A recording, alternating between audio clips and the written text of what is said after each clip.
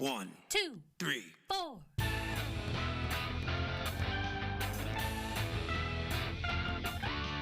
Monster movie. Fun time, go! Monster movie. Fun time, go. Monster. Movie. Fun time. Go! Monster movie. Fun time, go. With Precious D and Honeybee. Fun time, go!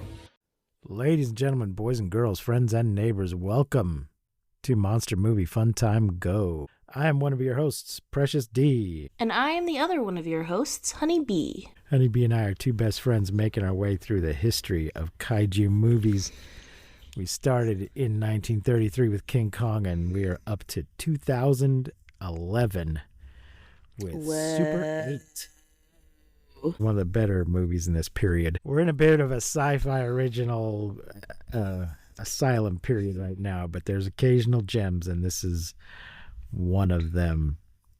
It is directed and written by J.J. Abrams, and it is 112 minutes in color. In English, the budget was $50 million, and the box office was $260.1 million. I didn't Whoa. realize it was that big of a hit. Me either. It got 4 nominations at the Critics' Choice Awards and 8 nominations at the Saturn Awards, and won 3 of those: Best Director, Best Performance by Younger Actor that's Courtney, what's his name? Joel Courtney, and Best Music. Wow. And Miss Fanning, Ellie Fanning, got a nomination for Best Breakthrough Performance at the MTV Movie Awards. Good for her. I guess she didn't. It just says she was nominated.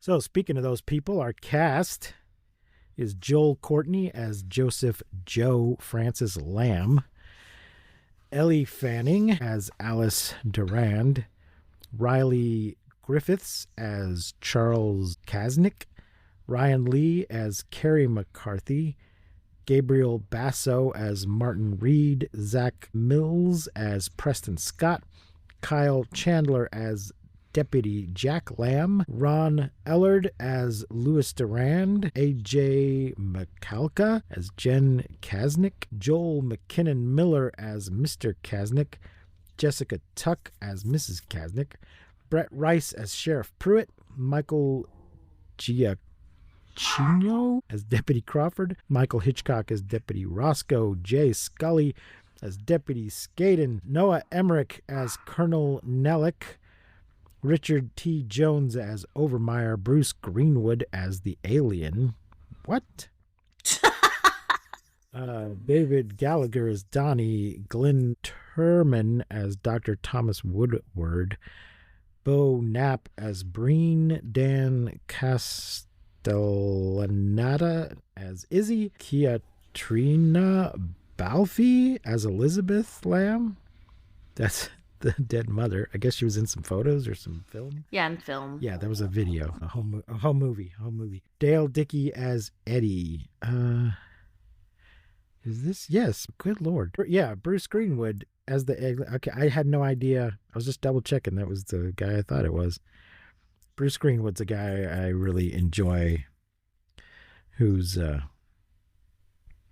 he's just done a lot of stuff, and he was the alien. It says credited as Cooper. Is he just listed as Cooper? I don't know if he's doing motion capture for it or making noises, or I have no idea how he played the alien. Well, we're glad he did. He did a great job. Yeah. It says here, there were rumors early on that this was connected to Cloverfield, because they're both Abrams and they're both monsters, but he says no, standalone project. Because then they end up connecting other movies to Cloverfield that aren't really that connected. Right. It made more sense to connect this one to Cloverfield. So, Honeybee, what are your initial thoughts on Super 8? Well, so I watched this movie in theaters when it came out, and I remember loving it, but not watching it again since then. And I somehow combined this movie and another one in my brain when it came up, and we were like, oh, we're watching Super 8. I was like, dang, I don't remember a kaiju in that film. But the movie that I was thinking of, maybe you'll know what it is. It's like where a bunch of kids, like a kid group, like there's like a crash or something. not a train crash, but some sort of crash, and they start getting like superpowers, and throughout the movie their like superpowers grow and they're like getting too powerful. Do you know what I'm talking about? Kind of sounds like the Power Rangers movie. No, I don't remember the movie, but I somehow combined that movie and this movie. So when I saw that we were watching Super 8, I was like, oh, hell yeah, I loved that movie, but I don't remember there being a kaiju in it. But it wasn't that movie. It was this movie, which is still great. I will say, though, I think all of the kids in this movie killed it. They all were, like, amazing. I kind of feel like all of the adults in this movie, like, acting-wise, kind of weren't that great. It was like the kids really just did such an amazing job. I also, the whole like friend group thing in a movie, you know, really gets me because I kind of grew up with a friend group like that. Like there are people that I started kindergarten with and then went all the way to high school with. Really close, tight friend group. So anytime there's a friend group in a movie like Stand By Me or whatever that other movie I'm thinking of is that I can't remember, or this one, or like the newest It. You think you know it? You think you know the movie? I think the movie you're thinking of is Chronicle. Okay. Which it was 2012. Okay. So that was just a year after this one. It's around the same period. Yeah, maybe That's with so. Michael B. Jordan and a couple other people. I honestly, I don't remember. I for some reason like combined these two, maybe because they were so close together, and I haven't seen either one since I saw them in the movie theaters. But yeah, I thought the kids did amazing in this movie. I love the friend group vibes, so good. I just really thought that the kids just made this entire movie and outshone all of the adult actors. I kind of felt like every time there was a scene where it's like a bunch of adults, it felt like they were like, I'm acting. But then the kids scenes were like very believable. They were very believable, and you could really tell that like the kids were just doing such a great job, and I just love that about this movie. But yeah, I thought it was great. Yeah, it's good. I only have one minor complaint. Okay.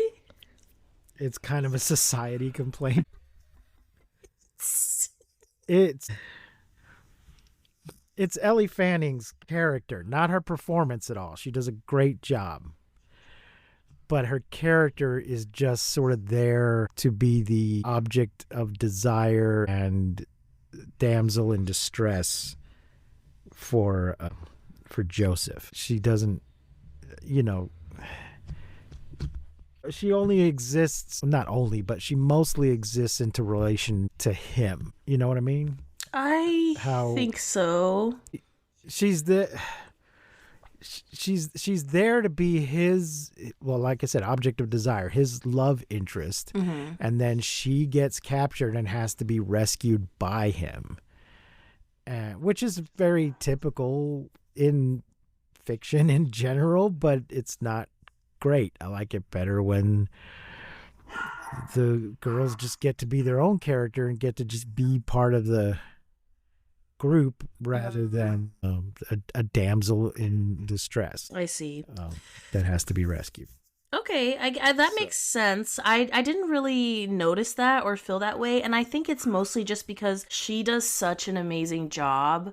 I love the scenes where she's acting like she's acting, and she just does such a good job. I just love it. Yeah, in the little film they're making. Yes. The film that they're making. Yeah, and like it's so crazy because like I was saying about the adults versus the kids, I feel like her dad, like as soon as I saw his character, I knew what he was supposed to be. I knew he was supposed to be a drunk, even though he like didn't have a bottle or didn't like appear drunk, but it's just like, oh, okay, like this, I get what I get what this character is supposed to be, like the dirty chops and the like wife beater and like his shirt, and like I was like, okay, but I just don't think he was very believable. Like I just thought he was like, he didn't look dirty enough to me. He just didn't look, I don't know. And compared to her, I don't know. It just like, I was like, man, the grown-ups in this movie kind of suck a little bit.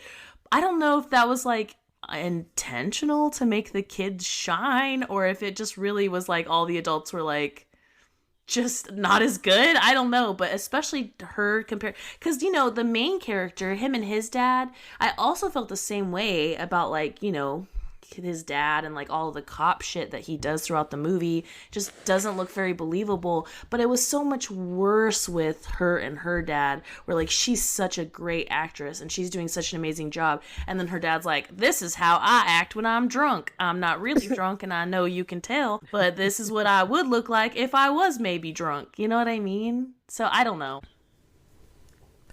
No, she does she does do a great job. Ellie Fanning, of course, first got known as Dakota Fanning's younger sister and actually played a younger version of her in I Am Sam, but she's gone on to have a good career of her own, kind of step out of her sister's shadow there. And this might have been her first big thing. I mean, she was nominated for Breakthrough Performance. That's usually somebody who's done a little bit, but this has a big thing come out. Yeah. So, get into this. So this is a period piece.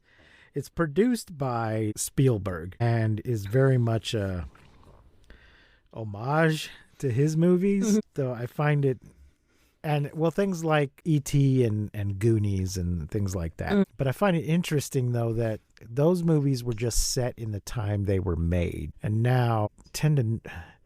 Because I'm thinking not just of this, but also Stranger Things. I haven't seen Stranger Things. That rather than... You haven't seen it? Oh, well, I mean, it's good. But it's also set in the past. It's a nostalgia piece about those kind of movies. Rather than just making that kind of movie set now or set in 2011, there is this tendency to make these retro movies as nostalgia pieces for the directors who were kids when those movies came out. These two are both good things, well-made things, Super 8 and Stranger Things, but I do find it a little weird that we're not just making things that happen now. It may just also be that things are different now, and that there was a tendency for kids to just get on their bikes and go out and do shit. Yeah. That they don't do now for many reasons, partly because parents are afraid to just let them run around. Yeah. And the internet. It's not, and yes, they have other ways. They stay at home and they run around and do shit on the internet instead of doing it around the neighborhood. Right. And also, though, with the internet and cell phones, that solves a lot of plot problems. That if you just said it in the past, it's a little easier to get around those quick solutions of like, well, why don't I just call somebody on this pocket computer I have with me at all times? Right. So, and I don't have to wait for the film to get developed, or just everything can happen much quicker in the cell phone age. Anyway, here's a plot summary from Wikipedia. Thank you, Wikipedia. In 1979, Deputy Sheriff Jack Lamb of Lillian, Ohio, and his 14-year-old son Joe mourn the death of wife and mother Elizabeth in a workplace accident. It starts off with the It starts off after funeral. It starts at the funeral, basically. There's like the accident, and then the kids are all at the funeral, which the scene is hysterical because it's so real. Like the kid group just like talking. It's the gathering. Yeah. It's the gathering at the house after the funeral. And Jack blames Elizabeth's coworker, Louis Denard, for the accident. But we don't know that. As Elizabeth, they're telling us right away, as Elizabeth had to cover for his shift while Denard recovered from a hangover. But we don't find out the details. Yeah, the fact that we don't know that is like crazy because I couldn't figure out like why the hell what is going on between these two families. I was thinking, especially because the actors, the Fanning and the 14-year-old boy, they kind of have very similar noses, and I was like, oh my god, are they related? Like, what is the issue here? What is the problem? Did you fuck his wife? Is that the problem? Is that why y'all can't be friends? Like, what happened? So throughout the movie I'm like trying to figure it out why, and then I was like, well, okay, that's why. No, I just, so yeah, everybody's gathered at the house like you do after the funeral and eating and stuff. And Joe goes outside and this guy shows up after everybody else is already there, and he seems very nervous to go in. Joe's watching him outside, and he knocks on. He walks in and immediately gets thrown out by Joe's father. Does he actually arrest him at that moment? I don't think so. I think he at some point he arrests him. He's like, "I'll be back," but he's basically, "How dare you show up here?" So no, I mean, I'd seen it before, but I'd forgotten most of the details. Same. No, I figured he somehow had something to do with the accident. But it's not actually as bad as we might think. 'Cause Right. he didn't cause the accident, Yeah. which is what I was thinking at first, that he was somehow blaming him for actually causing the accident. But it's just that the wife covered for his shift because he wasn't feeling well. Because he drank. He was 'Cause he drinking. He wasn't drinking that morning, yeah. Yeah, so he should have been there instead of her. But then he would be dead and somebody else would be an orphan. So, and I don't know where her mother is, so she might have been completely alone. Well, he does say he does say something like, "Yeah, just leave, just like your mother." So I think she just bounced. Yes, she just left. Yeah, I think she just dipped Of course, out. we don't know how long. She might have. We don't know exactly when she left. She might have left because of probably because of his drinking, Yeah. which of course only gets worse because of his guilt. Anyway, Joe clings to his mom's memory in the form of a locket. 4 months later, Joe's friend Charles is making a zombie movie for a Super 8 film competition. So that's what I was saying. The mother might have left during that 4-month period, or she might have already been gone for a while. She might have left because of things got worse after the accident, or she might have already left. We don't really know. Anyway, Charles is making a zombie movie for a Super 8 film competition. Ladies and gentlemen, in case you don't know, in case you haven't watched this movie yet, Super 8 is a film stock for, when cameras used to have film. It's popular in home movies, amateur movies. Professional movies tend to use and that's 8 millimeters, the 8 part of it. Real movies would have used maybe, 32, something like that. I'm not an expert. Anyway, he enlists Joe's help along with friends Preston, Martin, and Carrie, as well as Daynard's daughter, Alice. Though their fathers are opposed to their friendship, Joe and Alice become close.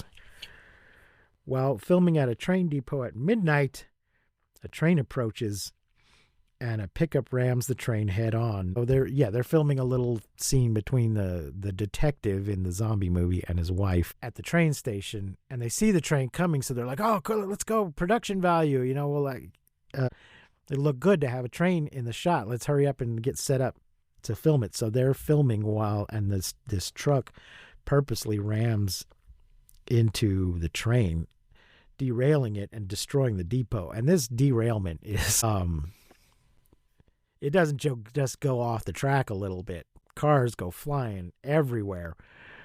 And the kids all almost die. Yeah, it looks so good too. I will say the special effects in this movie, the kaiju in this movie, everything just looks really good. I love the train wreck scene. It just looks amazing. And it kind of, sorry, I'm trying to catch up here in my notes. Yeah, so it looks like the guy who runs into the train is committing suicide. I think that's kind of everyone's first thought, is that this guy, because one of the kids sees it happen. He looks over and sees this truck kind of going towards the train, and he's like, huh, and he looks back at his friends and then looks back and this truck is on the tracks. And it looks so good. I love the train wreck. It's one of the best parts. There's a few parts throughout the movie. There's another part way later in the movie where it's just pure chaos. The army, all of this shit is happening, and the kids are just running through a yard, and it just looks so good. It looks really great. Especially for 2011, because 2011 is a great time for CGI and stuff, but we've also seen these movies from 2010, 2008 or whatever, mostly asylum films where the CGI is just absolute garbage. So it's just really nice how good this movie looks. All of the special effects are incredible. This train wreck, though, this derailment, sometimes when you see a derailment in real life, the train has just kind of gone off the track a little bit, and it's bad and it's inconvenient. Maybe some cars have have turned on their sides. But this one is like every single car goes completely off the track and flips over and crashes into things and crashes into other cars. And yeah, it takes out the whole depot. It's just as bad as a derailment can get, I think. So the kids get separated in the fiery chaos. The kids regroup and find crates of strange white cubes amid the wreckage before discovering the truck driver to be their biology teacher, Dr. Woodward. Gravely injured, he warns them at gunpoint to forget what they have seen. You know, it's really quite a thing for what are they, high school, junior high? Junior high. For a junior high school biology teacher to actually have a doctorate in biology, that's not typical. You should be teaching at a university, I would think. He, gravely injured, he warns them at gunpoint to forget what they have seen. Or They flee as a convoy he from the says, local he air says, base. do not speak of this or you and your parents will die. Whoa, what the hell? Yes. Yes. That is quite the Yeah, threat. Yeah, and it's I think it's more of a warning than a threat. Right, You know, right. You know, he's not the one that's Totally. intending to kill. But him. we don't know that yet. Like, we Yeah. don't know what's going on. It's crazy. They flee as a convoy from the local Air Force base led by Colonel Nellick arrives. Nellick finds an empty Super 8 film box. In the following days, the town experiences strange events. Dogs run away, several townspeople go missing, the electrical power fluctuates, and electronic items are stolen. Jack approaches Nellick, but Nellick arrests him. Nellick orders flamethrowers to start a wildfire as an excuse to evacuate the residents to the base. Joe and Charles watch their derailment footage and see that a large creature escaped the train. They also took one of those cubes. Yeah, there's quite a bit here that they left out, because we have this moment where they see the train crash on the news the next day, and then we meet the guy at the store who, like, when they're trying to like develop the film or fix the camera or something, he's like, "You guys want to buy some pot?" And he's like, What's your sister up to? The hot one, not the other one," which just like made me laugh so much. And then we kind of really meet her dad in like he's a drink, like you can tell the way that it's set up that it's like, oh, is he scary? Does he beat her? What the hell is it? But it's literally just that he's a drunk apparently. And then she's like, cause he's asking her like, "Will you keep filming with us?" And she's like, "No, I'm not going to." But really all she needed was her dad to say no. And then she was like, "I'm in."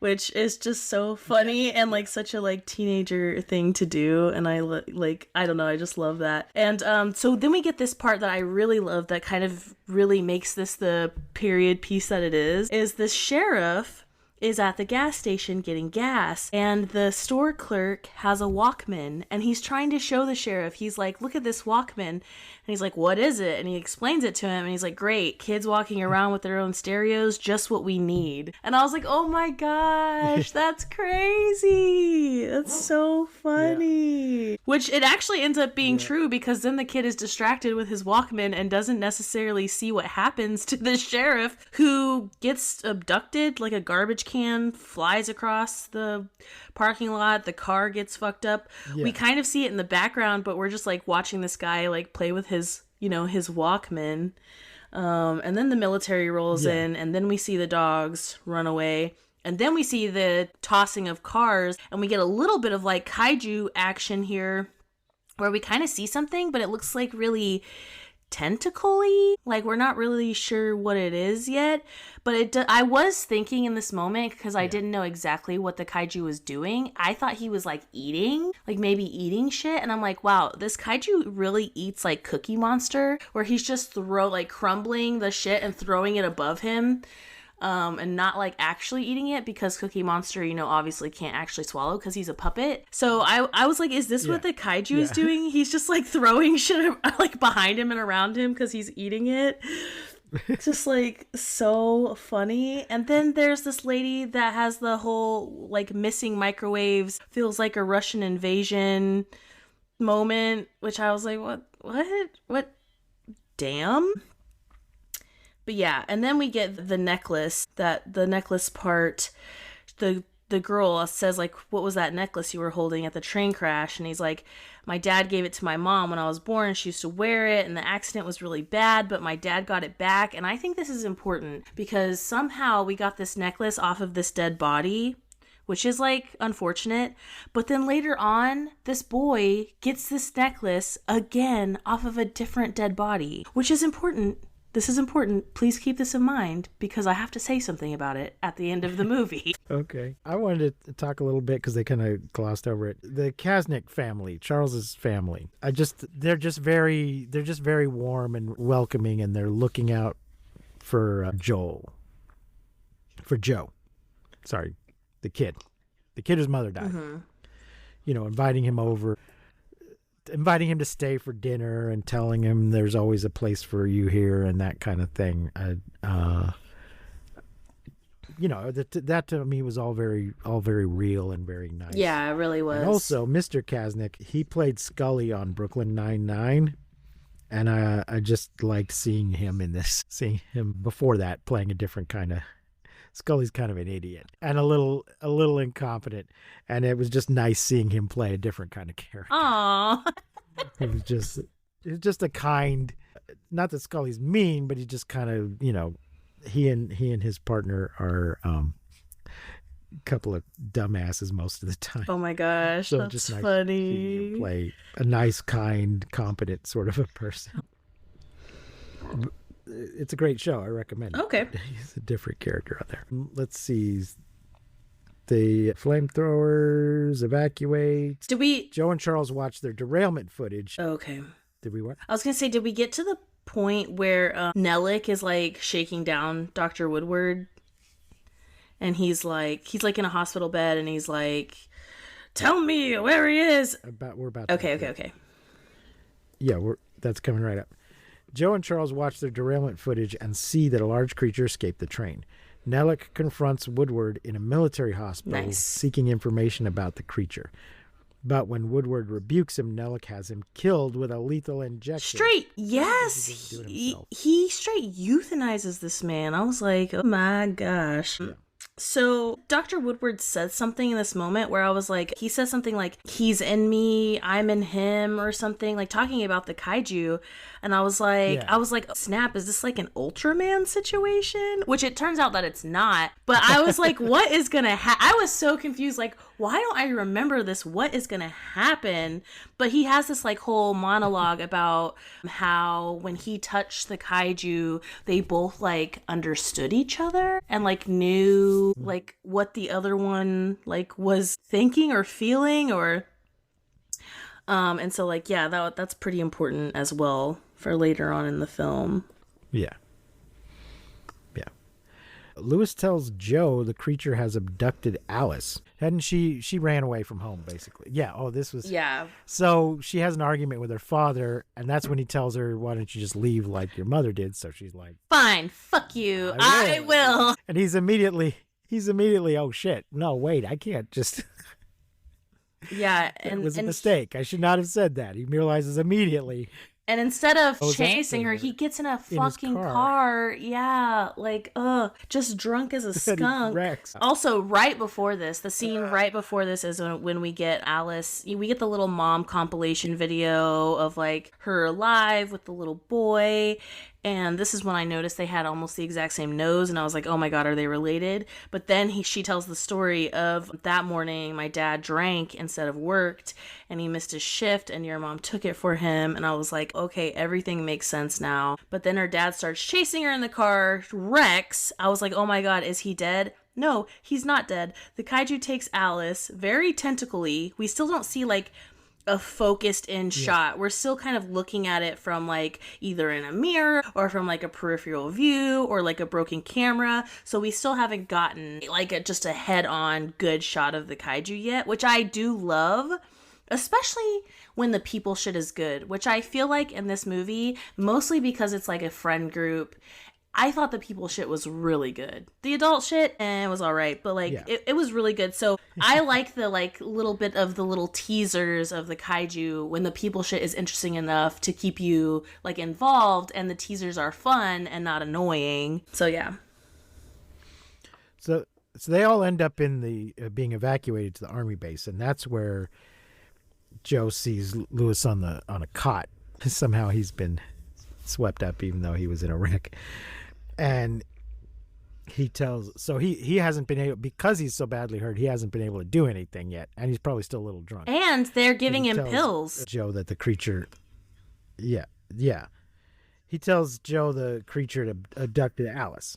So Joe, Charles, Martin, and Carrie persuade Jen, Charles's older sister, to flirt with Donnie, that's the guy from the camera store, so he can get them into town to rescue Alice. And I love the little like pyro kid in this when he like has the backpack. He's like, "Come on, let's do it! I have 6 tons of right, explosives in this thing." Yeah, he's Oh, always setting off fireworks and blowing shit up. Yes, and when the kid is trying to convince his sister to like flirt with the dude, there's this moment that made me laugh so hard when he's like trying to convince her, and she's like, and he's like, "Yes or no, you ugly freak." I feel like that's just so funny. Like, that's just something a little brother would like. He's just like, "Come on, make up your mind." It's just so funny. I was laughing so hard. And then the dad does the thing where he like beats up a guy and steals his outfit. Classic. Yes, literally takes a guard's out. So he's walking around in an army outfit, and everybody just keeps like saluting him and shit. Nobody's saying, "Hey, I don't recognize that guy." Yeah. Breaking into Dr. Woodward's trailer. The doctor kept a trailer at the school, which is a little weird. They find documents in a film from his time as a government researcher. The film and tape recorder revealed that in 1963, the Air Force captured an alien when it crash landed. They did not say Roswell, so thank you for that. They experimented on the alien while withholding its spacecraft composed of the strange white cubes, which allowed the craft to shapeshift. And they keep trying to make it do stuff, and then it falls apart. The alien had established a psychic connection with Woodward, convincing him to help it escape Earth. But Nellick sabotaged, discredited, and discharged Woodward. While the kids are watching the film, Nellick captures them, but the alien kills Nellick and the airman, allowing the kids to escape. Jack escapes and agrees with Lewis to put their differences aside to save their kids. Yeah, I don't get, well, I mean, I kind of get it. It's not rational because they're both like, you need to stay away from that kid, as if the kid themselves is the problem. Yeah. And it's not. I feel like this is pretty real, though. I mean, I understand. It is. They're it's totally unfortunate, it's completely irrational, but also real. But yeah, like I don't like the father, so therefore you must stay away from the child because I can't. But neither of the children has any history of being a bad person or a bad influence. So, it is just totally, I can't deal with my shit for Yeah. you stay away from that kid. Therefore, you be unhappy and not have a friend. Yeah. Because I can't deal with the... Well, it's also because they're a boy and a girl. Like, if this turns into a romance, I just can't deal with him. So you be unhappy. Yeah. Let's see. Put their differences aside. Also, while all of this is happening and the kids are in the school, like watching Dr. Woodward's like shit, homie is smoking a spliffy in the car, trying to get back into disco because that's what he thinks the kid's sister listens to. Right. Cracking me. Yeah, like, what kind of music does your sister like? And he's like, I don't know. And it's 79, so disco's kind of on the way out. Yeah. I think. I'm not sure how long disco lasted. I know it was still big in 77. I guess it was still going by 79, but... Well, he was like, I could definitely get back into disco. Like, I could get back into it. So, which implies he was into it and has moved on. Yeah. Yeah. I certainly appreciate it now. So when all of this is happening and the military's in and they take the kids and lock them in the back of the bus and we have the whole kaiju bus situation, one of the deputies, I guess, or no, he says one of the officers is like, "You're the deputy's boy," and takes his necklace. And I'm like, what a piece of shit, because like, for what? Like, why are you, why do you need to take that necklace? There's no fucking reason for it, except for to pull it off of his dead body later, which I just feel like, damn, this is the second dead body that this poor kid has had to get this necklace off of so that he can fucking have it. Well, he didn't take it off his mom's body himself. Well, yeah, but his dad did. He's like, my mom, the accident was really bad, but my dad got it back. Someone had given it to him.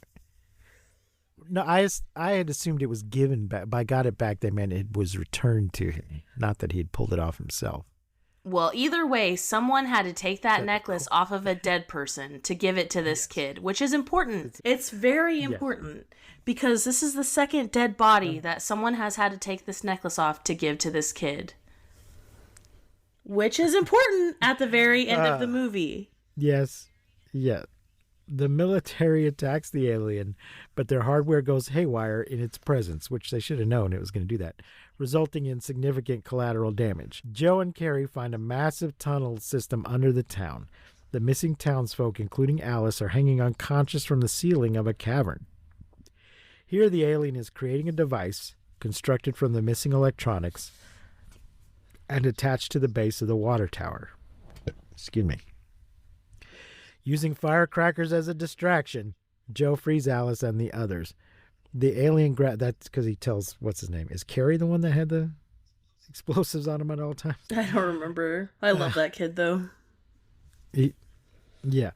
The alien grabs Joe, who quietly speaks to it, convincing us that it could still live while bad things happen. Oh, which is... Like, yeah, we're not all bad. Which is... Bad things happen, but we're not all bad. This brings us... They basically tortured this alien for years. Yeah. It kept him as a prisoner, tortured him, like, fucked him up. And I feel like this brings us to the real question, which is, what is this movie really about?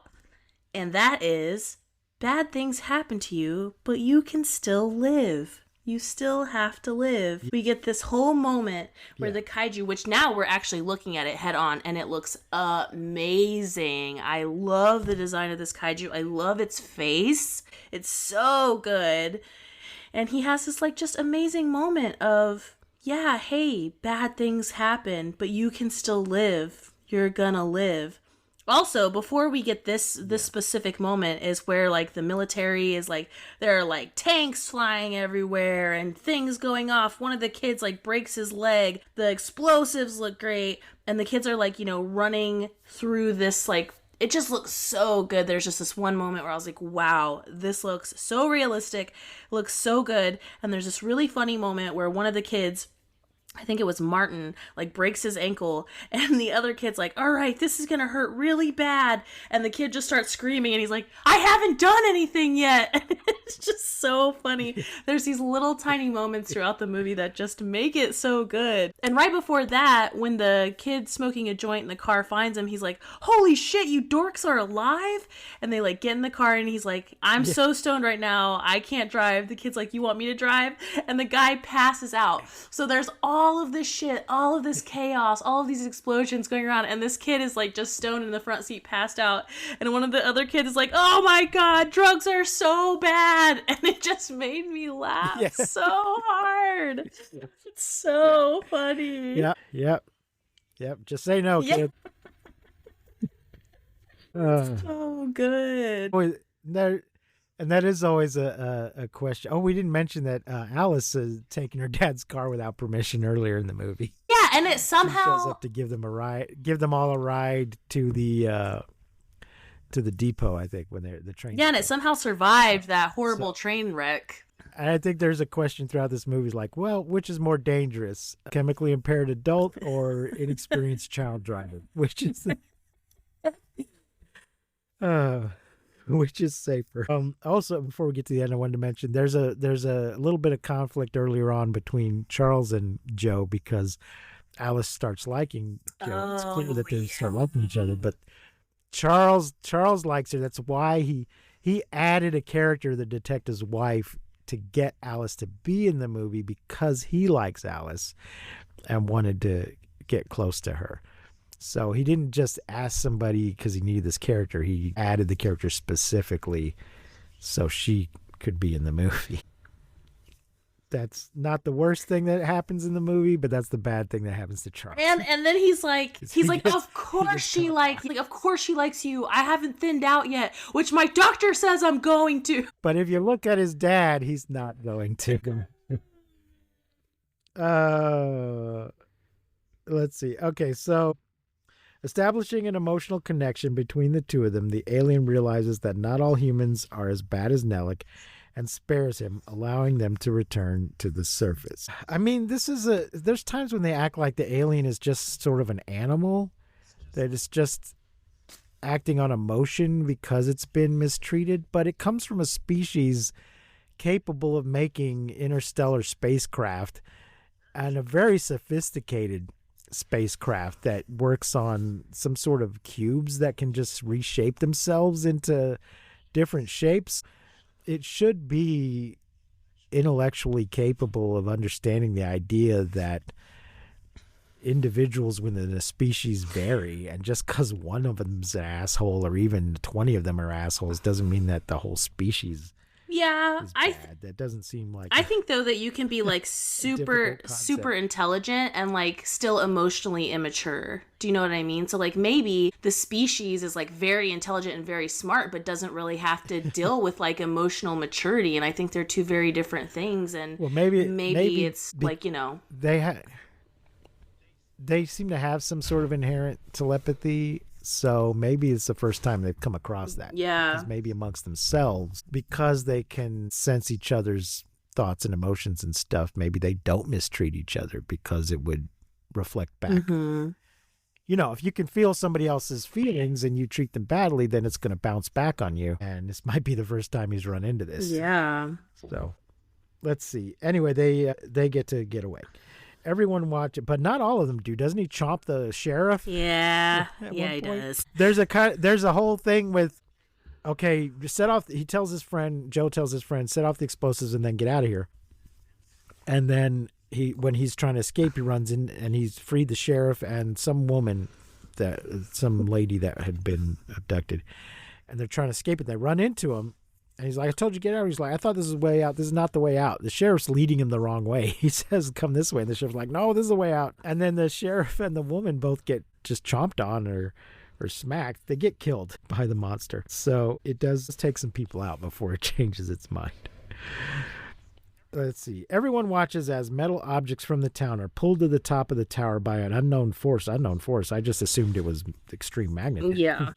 Because it's the metal objects. The white cubes reassemble to create a spaceship, and as the alien enters it, the locket in Joe's pocket is drawn towards the tower.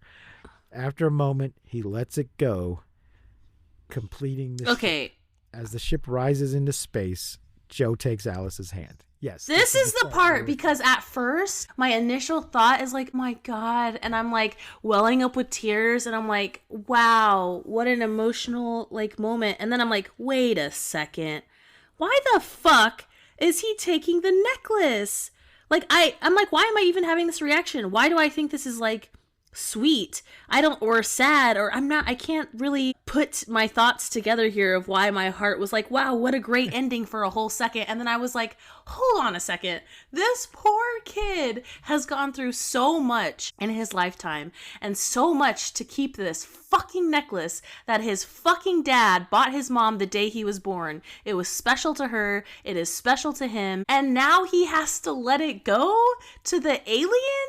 I'm like, what? I don't understand. First of all, I don't understand why at first I was like, oh, yay. But then second of all, I just don't understand why. Why? Why the necklace? Why did he have to take the necklace? Why? How does that complete the ship? There's cars, tanks, all this shit up there, making this ship, and that one locket, he needed that one locket. And then I'm like, is it because he like touched the boy? They like touched each other so they understand each other. If that's the case, doesn't he know how important the locket is? Does he need to take the locket to like know what humanity is like? Or like, I don't get it. I don't get it. Well, I didn't take it as the alien was specifically targeting the locket. Just, I saw it as magnetism, and it was just drawing all the metal objects in the area. So just the necklace, nobody's earrings, belt buckles, none of that shit. Well, that's true. That was the other thing, because I mean, I was like, okay, it's a movie. I was saying, why is it just gradually taking some things a little bit at a time? Why isn't it all just heading at the same? Because it's a movie and they don't care about how magnetism really works. But I certainly didn't see it as he was specifically targeting this locket, drawn to it. I see. But I was just seeing it from Joe's point of view of, because he is trying to hold on to it, but he seems to then purposely let it go, not it gets just pulled. I just can't hold on. It's pulling so strong I can't hold on any longer. Right. Lets it go, and I just took that to be symbolic of letting go. He's been carrying this pain around, not that he's been carrying this locket around, this memento, but he's been carrying this pain. He and his father and everybody, because the girl's father as well, they've been carrying this pain around, and he's letting go of the pain, not letting go of the memory and the love, but just letting go of the grief and the pain. There is a picture of his Which you mother never in go of, but it does. I know. holding him as a baby. Yeah, But it was. you're right. That totally makes more sense. It's not that the grief ever, and it's not that grief ever completely goes away, but you can sort of let go of it to a degree. Stop obsessing about it. It's always gonna be there, but you don't always have to focus on it and obsess about it constantly, which is certainly what the father's been doing, and to a lesser extent the son. And now they can kind of move on. Let's see. Yeah, so the ship rises into space, and Joe takes Alice's hand, and then we kind of fade out to the end. The best The part. children were making in Super 8 runs at the end of the movie. So good. Beside the credit roll. Charles asks for his short film, The Case, to be picked for a local film festival before being attacked by Alice as a zombie. Oh, it's I love that so part. good. He's sitting there in a chair with a unlit pipe in his mouth. In a suit jacket. Addressing the judges directly, which at first I thought was just incredibly stupid, but then having the zombie attack him, I was like, okay, that was brilliant. Good thing to put on his It was his little so good. And I love that we get to see all of the little pieces of them filming throughout the movie all put together. It was so perfect. That's like one of the greatest things is that we get to see the film at the end of the movie all put together. Yes. We did leave out a few things, like Joe's function on the film is makeup artist, which is important because it's a zombie movie, which also means he gets to be close to Alice because he's touching her face and stuff and looking right in her eyes. And so that was actually, if Charles wanted to get close to Alice, that was maybe a mistake on his part, because directors maybe not always, not that it doesn't happen, but you're telling people what to do and ordering them around, and you got to keep your eyes on everything that's going on, and that's not going to give you a chance to get close to the girl you like. You got too much else you're dealing with, whereas she goes off and talks to the makeup artist while you're doing it. Hard to know that when you're 14, Yeah, no, of course. But then there's another element that it wasn't covered, was Joe's train set. He makes model trains, and Charles wants to, because we've already had the derailment, he wants to blow up the train set because the footage they got, they didn't get any real footage of the train wreck itself, but they went back later to use the train wreck as set. So he thought, if we can film the toy train blowing up and then cut to the real wreckage, that'll look good. They also film a scene in front of the real army. So we have this child, and he tells Joe that he's got to be in the movie now. Joe plays a couple parts, I think, in the end. He's got to be in the movie as an army guy. So he finds a pretty good army outfit. His beret seems to match what the real guys are wearing. And films adult army guys in the background while this child in the foreground has a little scene. Yeah, it's so funny. But you know what this reminds me of? But it's totally awesome.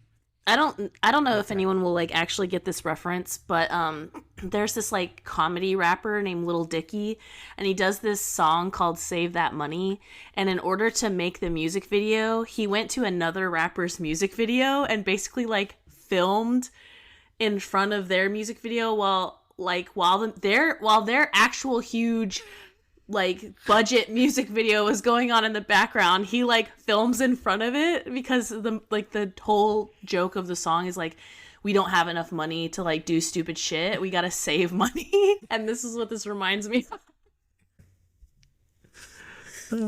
Which in general is the opposite of what many rap songs are about. Exactly. That's why it's so funny. I've got so much money and I spend all my money on shit I don't need. Yeah, he up. he even has a line in the song like, what are you rappers bragging for? You're overpaying for it. And he has like, there's like one line in the song where he talks about how he doesn't pay for Netflix, how he has his cousin Greg's Netflix, and he's like, thanks, Greg. It's so funny. It's so funny. Well, Honeybee, what are you going to rate Super 8? Man, I think Super 8 was fantastic. I think I'm going to give it 5 stars. I think for me, like, there's so much people shit in this movie that, like, I think typically for a kaiju film, I would say it's like a 4 on the ratio of kaiju to people shit. But the people shit was so good and so interesting and, like, kept me so involved. And I love the kids and the friend group so much. I think I'm just going to go ahead and give it a 5. Yeah, me too. 5 stars.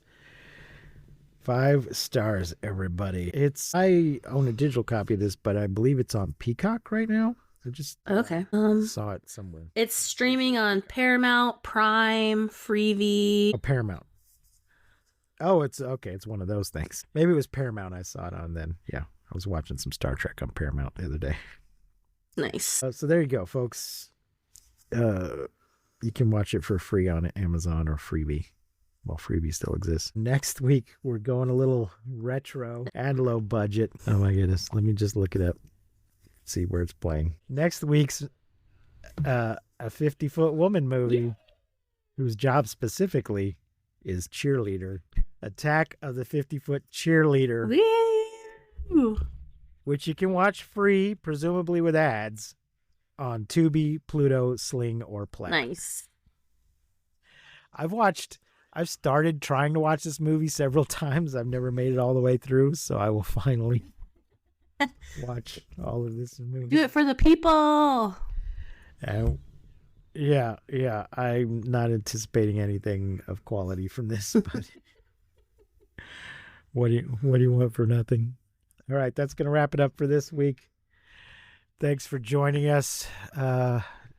Please like and subscribe and rate and review and consider supporting us on the Patreon.